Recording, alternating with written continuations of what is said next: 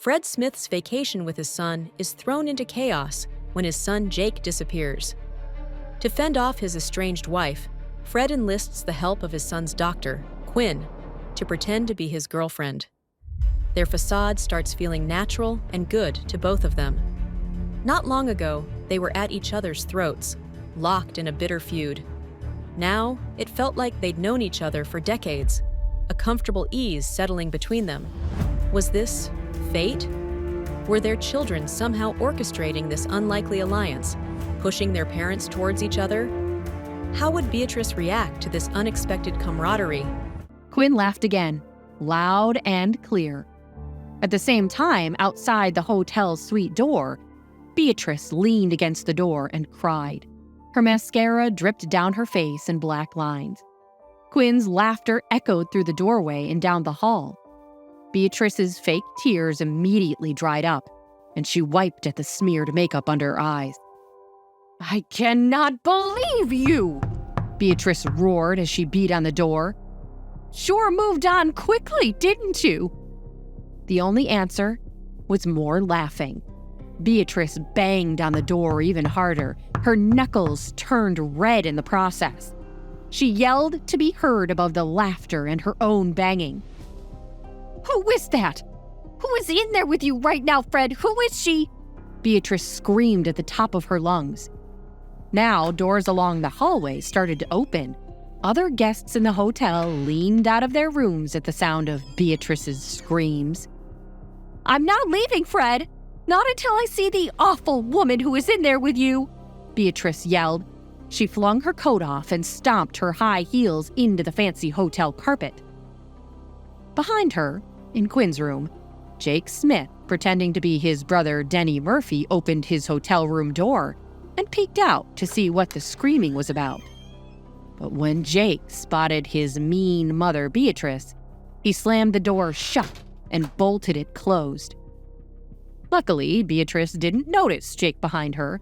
She screamed and raised her fist to hit the door again, when a hand grabbed her arm.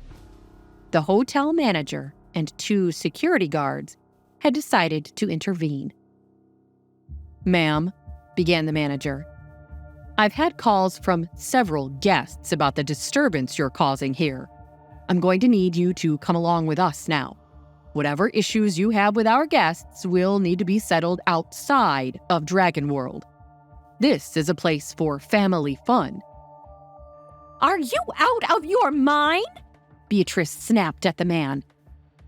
He tried to pull her away from the door, but Beatrice collapsed onto the floor in a heap of designer clothes. "Do you want the paparazzi waiting for you outside? This breakdown will be front-page news if you don't get it together," Fred called through the door. "I don't care. You're cheating on me. I have to see who she is," Beatrice cried. "Let's go, ma'am," said the manager gently as the security guards pulled Beatrice toward the hotel elevator. She wailed the entire walk to the elevator.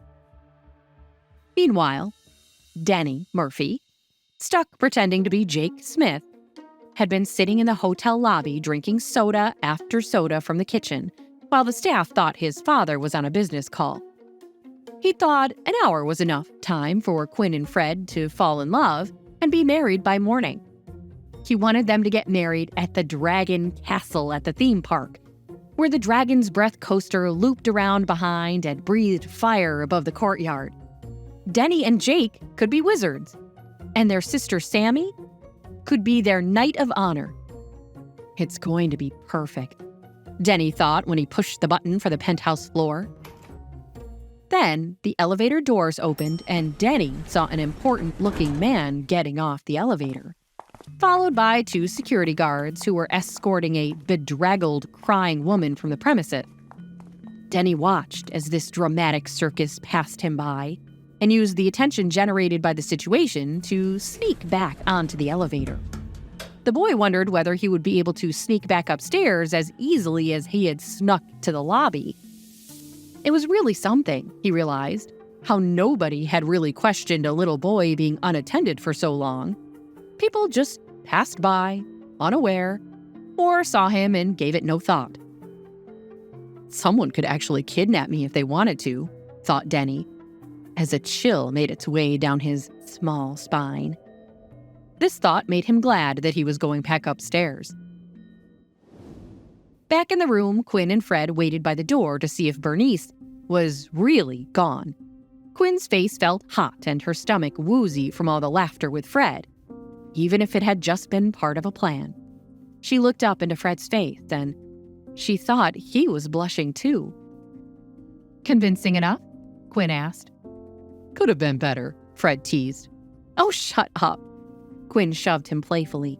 They smiled at each other for a moment, but then reality crashed in around them. Jake was gone and they still didn't know where he was. Their smiles disappeared from their faces. "We need to find your son." Fred nodded and tugged on a jacket and shoes. "We should check in with the front desk and search the hotel first.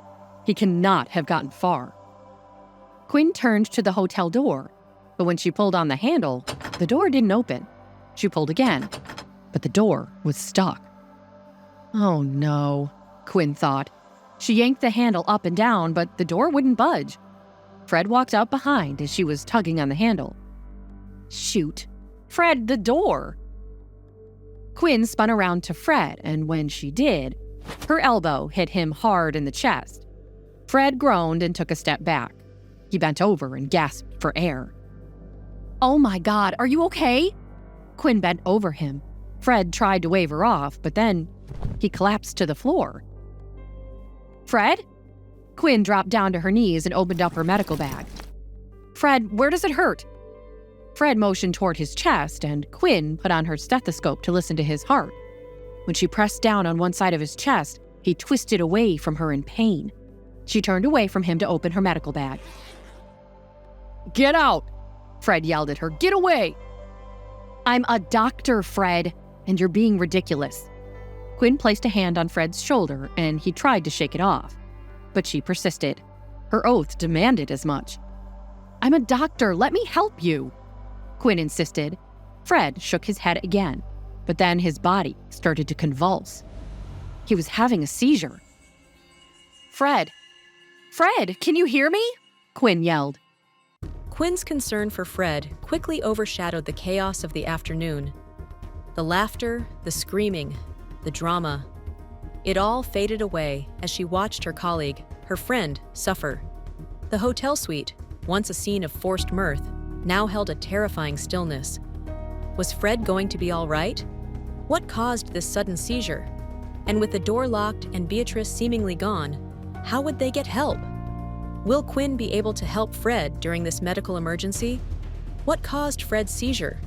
Will Beatrice return to cause more trouble? Hey, I'm Jenny. If you're wondering what happens next, download the Pocket FM app now and listen to the exciting episodes of A Mother's Battle.